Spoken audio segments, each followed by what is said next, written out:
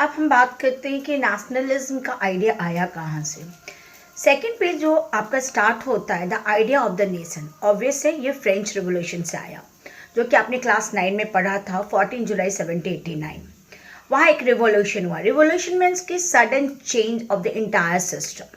जो social system है, economic है, पॉलिटिकल है, people were not satisfied. 90% people जो थे उनके साथ डिस्क्रिमिनेशन होता था। Now they want to change, monarchy एग्जिस्ट्री।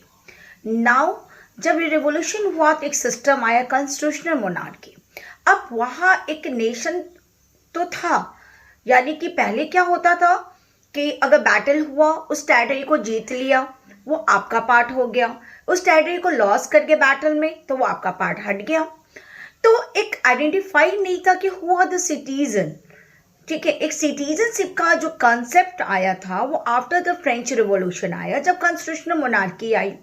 और फिर पूरी तरह से जब नेशनल असेंबली हुआ, जो स्टेट जनरल को बनाया गया, जिन्होंने कॉन्स्टिट्यूशन का ड्राफ्ट तैयार किया फ्रांस में, जहाँ से इक्वालिटी, लिबर्टी और फ्रेटर्निटी की प्रिंसिपल्स आए, जो डेमोक्रेसी जो आज हम देख रहे हैं पूरे वर्ल्ड में, ये पूरी वर्ल्ड में एग्जिस्ट हुआ। This credit goes to the French revolution.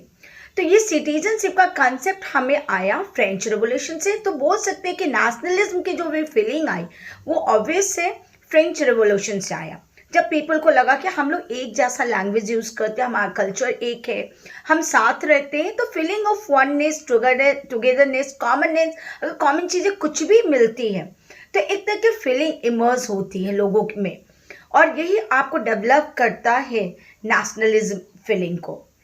तो यही हुआ और लोगों में सिटीजनशिप का कंसेप्ट दिया, जिसमें सभी को एक है, उनका अपना खुद का रूलर होगा।